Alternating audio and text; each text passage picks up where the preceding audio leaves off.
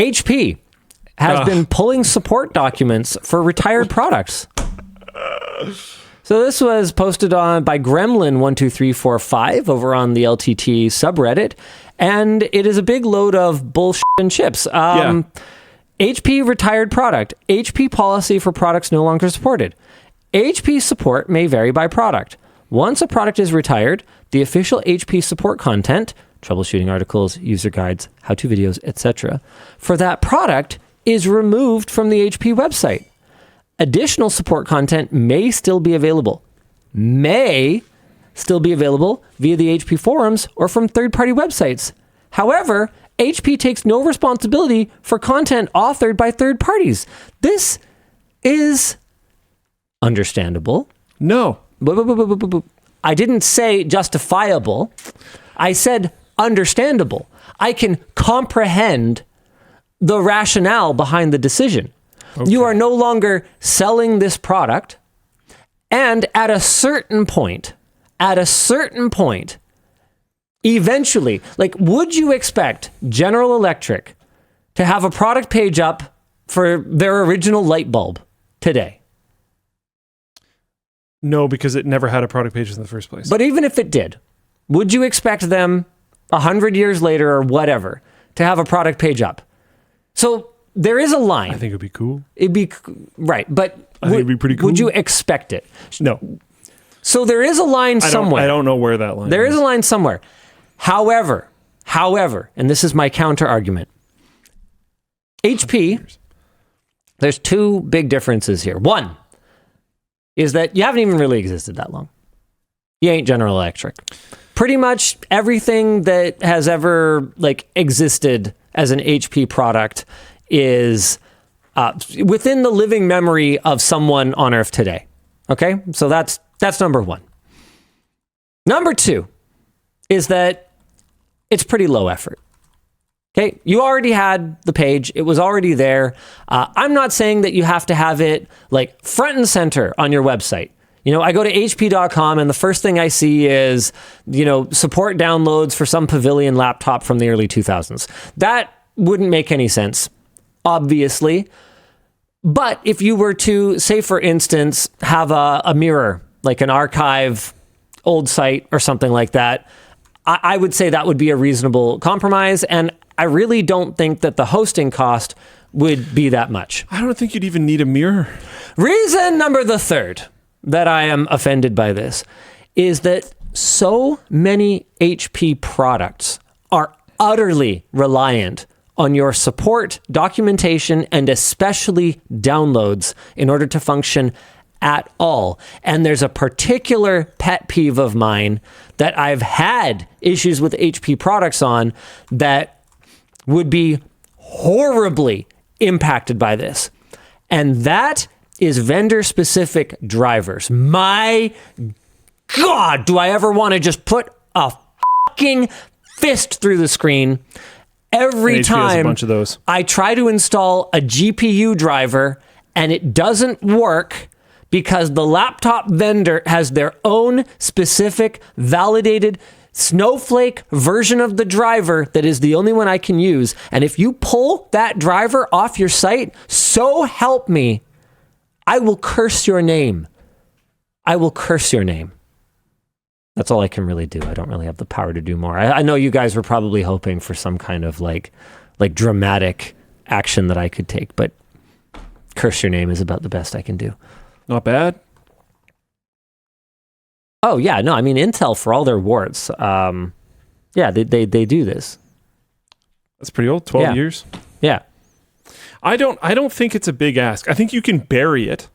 And I think you can throw warnings all over the place. Sure, yeah, this is not supported. This has not got the latest security. This has not been updated. This is not supported. This might not work anymore due to whatever reason. Reason number the fourth is that, and I know that this might actually be a significant part of the reason that you pulled this stuff down, but sometimes the HP support page is the only place that I can find an obscure driver for something that I actually need for a different device.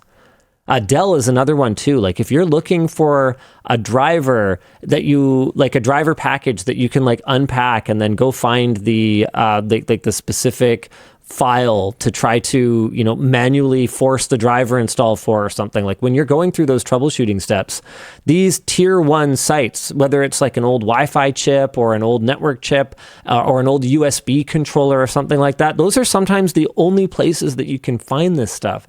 And come on, man. I know that I didn't even like buy your product in that case, but like you're the only... Trust me, HP1 Kenobi, you're my only hope. Wow, that's pretty cool. This was linked by CH23 in Flipplane chat. Very old school IBM support. Reason number 5. It's just a cool thing to do. Yeah. Which is kind of tied into reason number 4. Like IBM can do it, Intel can do it. And it's sort of the culmination of all the other reasons. Is it really costing you that much? No. To make the support available? Effectively nothing. Like, honestly, I ran into this, with HP, I guess, because they acquired Samsung's printer division back in the day. And then just, after not a very long time, effectively... I remember it being pretty short. Nuked all of the Samsung printer stuff. So they just bought it just to kill it because Samsung laser printers were like killer. They were, I still rock a ML, I want to say like, is it 1610 or something like, whatever. It was like the one that NCIX sold because it was the only printer that mattered because Samsung toner cartridges were super affordable. Because back then the Brother black and whites were also really good. No, mine was a color. Okay. Yeah. Was the 10? I don't think the 10 was color. I think that was actually I think the ML 1610 was the one that like NCIX sold a bazillion of. So it wasn't the color one that I have. Yeah, no, I have a different one, but it's some Samsung like cheap and cheerful compact color one. And I actually have a special folder on my NAS that is just called Samsung ML whatever printer drivers and utilities, because even though I don't think it's had official compatibility for any OS past like Vista or something, it has continued to work. I can still install it on Windows 7 if I force away enough warnings that it's not compatible, and the printer still works flawlessly. So I just can't justify buying a different printer. I saw some comments from last week's show that I was projecting that there are no problems with Linux. No, that is not what I'm saying. What? But I wouldn't be surprised if said printer worked like right away. Depends. I think that one... If it doesn't, I think that one might have worked on Linux. Couldn't get it working on Chrome OS. Oh, so that was annoying. Yeah. And it was like, not just I couldn't get it working. It was like I found threads of other people discussing the challenges of getting it working and it like being a significant problem or something like that. But Chrome OS is more locked down than like real Linux as well. So Parallelogram says, Linus, you need to advocate for the framework printer. I don't know if the printer market will be disrupted, or at least not in the near future, because there's got to be like a significant patent moat around it, and it's a shrinking market. Yes. What's the relevance of printers today? Yeah. Like, there's no way that I would be a new company. Like, I'm sitting there with my fellow startup executives, Dan and Luke, and one of them is like eating a snack, and the other one is all tired and cranky because he's busy putting his house back together. And we're putting our heads together, and we're going, okay, we need a $1 billion idea for a new company. I know, let's make fucking printers. Like the least especially exciting, and not to pump them, but this is almost the problem. You've got stuff like this. Yeah, like, are you going to beat $60? Canadian? Especially as they're going for a loss most of the time, right? Yep. Did you guys bring up the open source one that's coming in? So that's on my radar. $3 US. That's on my radar, but I'm kind of waiting for it to develop a little further, and I want to do a full LTT video on that. It looks really cool. Believe it took this long. Like, I don't, but I also do. because to Luke's point, just buying it is so affordable that it's almost not worth it to solve the problem. And the other thing is that, as far as I can tell, like printing is one of those totally underappreciated aspects of modern tech, like hard drives. Like hard drives are still incredible. amazing. Yeah. Right? Like they're so I don't know cool. why they have such like a bad rap. I think people just use them wrong or something. No, it's just that they're not exciting. They haven't been exciting for 15 years. I think they're pretty cool. They're still and there's very been a lot cool. of change in that 15 years. They're a technological marvel. Like you see these ones with like 7 friggin' platters inside them, and they're 15 terabytes. They're spinning around with this little tiny head at like hurricane force winds. Like it's just like, how do they work? You know, it's amazing. Printers, 36. also pretty remarkable. Like printing at super fine quality, taking a liquid and applying it to any random bullshit paper, right? Because that's a huge factor.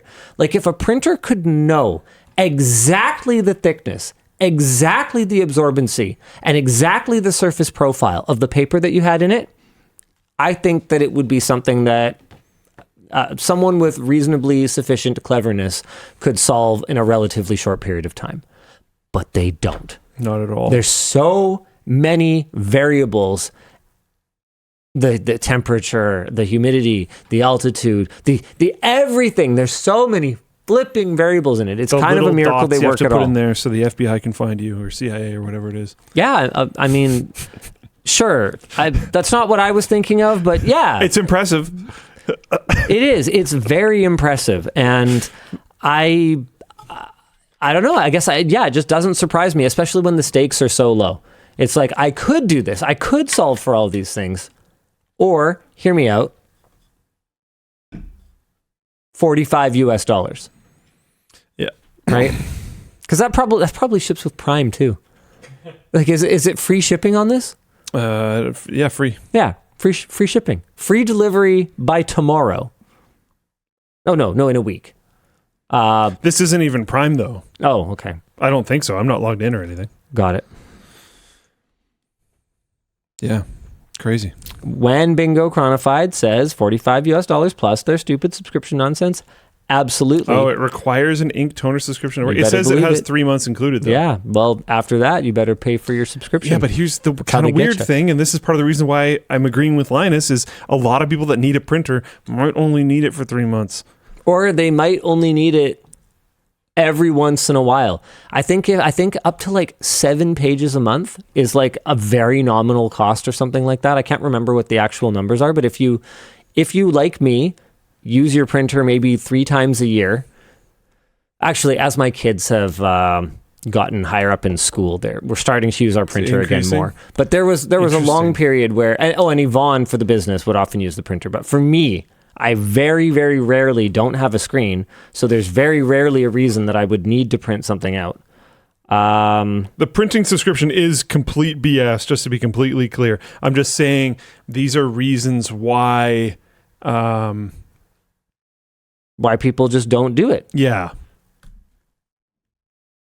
Like, for us, I think it's very easy to take a principled stand on stuff like this. We are educated on the subject to the point where we know what the other options are.